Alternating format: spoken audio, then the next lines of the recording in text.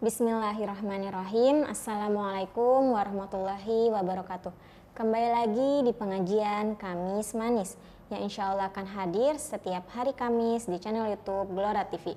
Pengajian Kamis Manis ini diadakan oleh Majelis Taklim Nisaul Jannah Gelora yang insya Allah akan mencerahkan dan mewarnai kehidupan Islam dan iman kita. Amin amin ya rabbal alamin. Saya Maryam dan Ustazah Lulu di sini. Kita akan membahas tentang efek samping korupsi.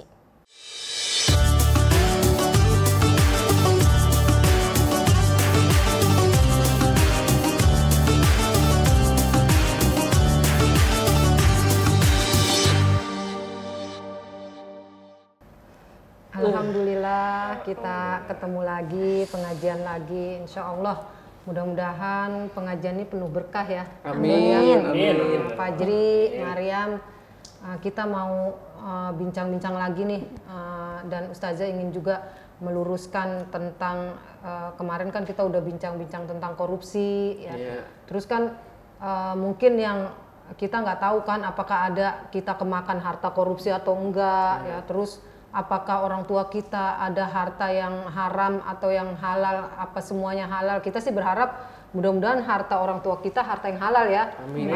Amin gitu, walaupun mungkin hartanya nggak banyak, tapi kalau halal itu insya Allah penuh keberkahan. Insya Allah begitu. Jadi daging kalau orang bilang mah. Jadi daging nanti gemuk dong. Iya. Jadi sebenarnya kan dalam Islam itu diterangkan, dijelaskan ya. La yukallifullahu nafsan illa wus'aha. Allah tidak membebani seseorang kecuali sesuai yang dia mampu untuk lakukan ya. Laha maka sabat su'alaiha maktasabat. Jadi semua itu sesuai dengan takarannya gitu. Itu dalam Al-Quran ya. Maksudnya apa? Supaya kita nih selama kita sudah jalannya baik, makan yang halal ya, kemudian kita nggak tahu nih orang tua kita gimana-gimana, tapi selama kita berusaha untuk menggunakan secukupnya, insya Allah kita mudah-mudahan sebagai anak sudah bebas untuk mengkhawatirkan hal-hal yang terjadi sama kita gitu. Contohnya kan mungkin ada di antara teman-teman kita anak pejabat, mungkin ada di antara teman-teman kita anak anggota dewan ya, misalkan gitu ya. Atau ya sebenarnya sih Ustazah membahas ini bukan untuk ibaratnya menjas bahwa pejabat itu pasti makan uang rakyat atau makan uang negara ya, atau bukan juga misalkan anggota dewan seperti itu, karena di antara mereka pasti ada yang murni memakan maunya atau mengambil maunya yang halal-halal saja gitu. Jadi jangan menjadi haknya, yang menjadi haknya. Kita juga jangan, pokoknya kan udah identik ya, Ustazah aja ibaratnya miris gitu kalau ada mau jadi caleg terus dibilangnya wah ini nanti gambarannya ini korupsi gitu. Berarti kita udah menjas dulu ya, padahal enggak boleh, jangan. Apalagi kalau yang jadi calegnya anak-anak muda ya. Anak muda kan mudah-mudahan semangatnya masih ideal, masih bergelora.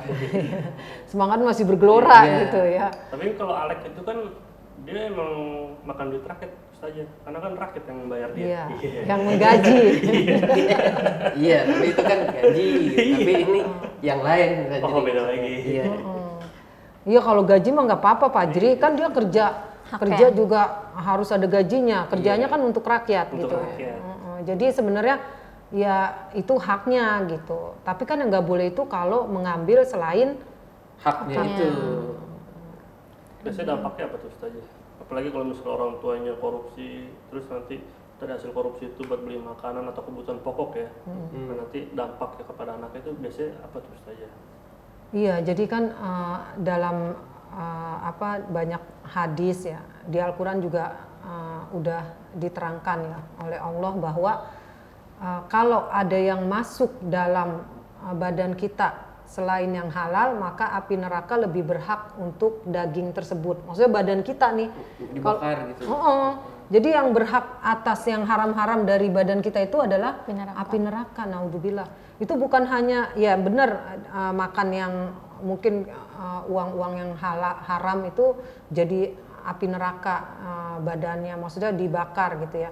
Kemudian juga termasuk yang kita minum atau makan yang haram, makan B2 itu yang berhak atas dagingnya itu ya api neraka.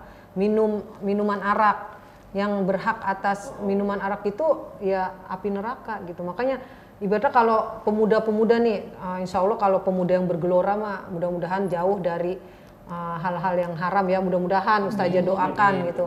Kan bergelora dalam apa? Dalam melakukan amal soleh, bergelora dalam menjadi warga negara yang taat kepada pemerintah ya, menjadi pemuda yang berpartisipasi terhadap negaranya, berpolitik ya. Jadi insya Allah mudah-mudahan kalau kesadarannya adalah karena Allah, mudah-mudahan mereka nggak akan makan uang yang haram-haram. Apalagi makan benda-benda yang haram-haram, maksudnya benda yang haram itu zatnya ya. Jadi haram itu ada zatnya, ada juga nilainya gitu. Berarti orang-orang yang korupsi itu badannya tuh api neraka Ustazah. Iya, yang berhak Buat yang korupsi. Nah, nih. Ngeri. Buat yang korupsi. Hati. Hati-hati dah. Iya, hati-hati. Jangan korupsi deh. Jangan. Buat apaan sih? Dampaknya juga jelek Ustazah Iya. ya. Cuma kadang kalau kita nih mungkin belum nih, Andon. Nanti kalau udah menjabat, naudzubillah, jangan. Ngeri. Nah itu kan kayak yang pembahasan kemarin tuh, harus punya iman yang tebal. Nah itu dia. Nah kalau jangan sampai imannya ketinggalan tuh, repot. Iya benar. Harus apa tadi? Jujur. Jujur. Kayak gitu Ustazah. Tadi kan lagi bahas yang itu ya, kalau orang tuanya korupsi, Iya. terus anaknya Anaknya gimana? itu gimana, Ustazah? Kalau nggak tahu Dampaknya. nggak gimana Ustazah? Ya kalau nggak tahu kan itu dimaafkan ya sama Allah, namanya kita nggak tahu. Nah kalau kita tahu nih Maryam, banyak dibahas ya. Sementara kita masih bergantung sama orang tua. Sementara ini orang tuanya korupsi, kita tahu dia korupsi.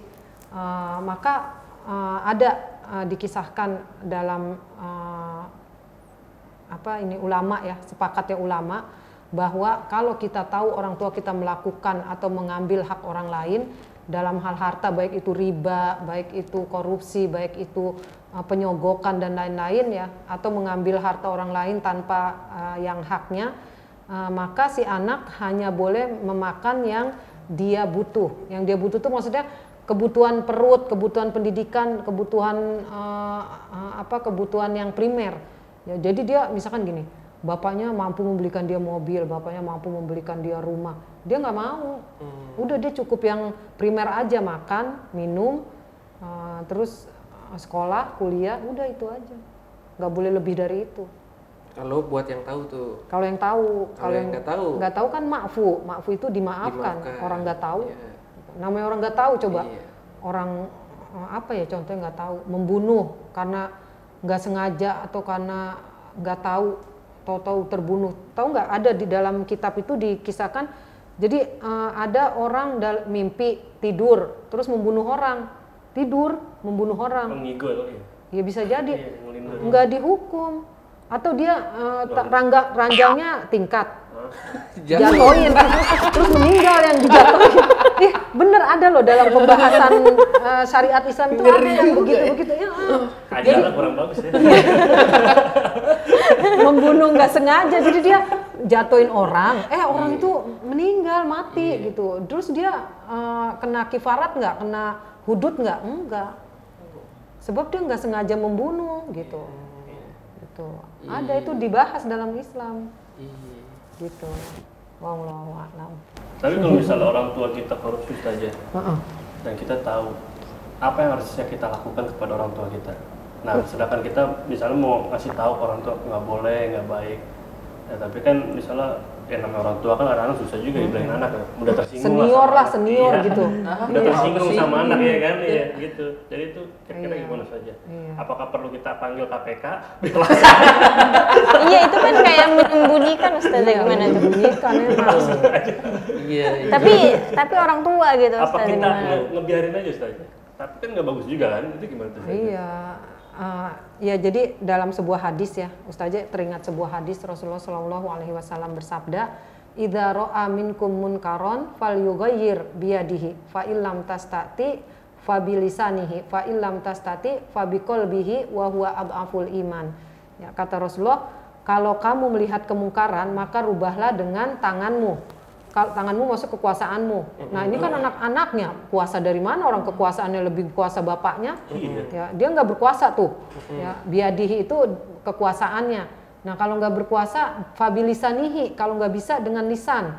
Lisan ngomong juga mana dianggap belum bisa cari uang, ya belum bisa berjasa sama bapaknya, belum Jadi bisa. kira durhaka ya. Iya, malah marah gitu bapaknya mungkin.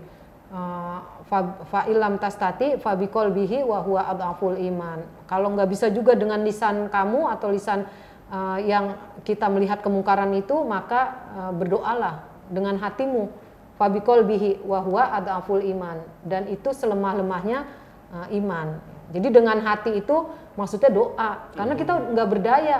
Ya kayak gini aja, kita ngelihat temen nih, ngelihat temen mencuri, ngelihat temen minum-minum, ngelihat temen melakukan hal yang berdosa gitu.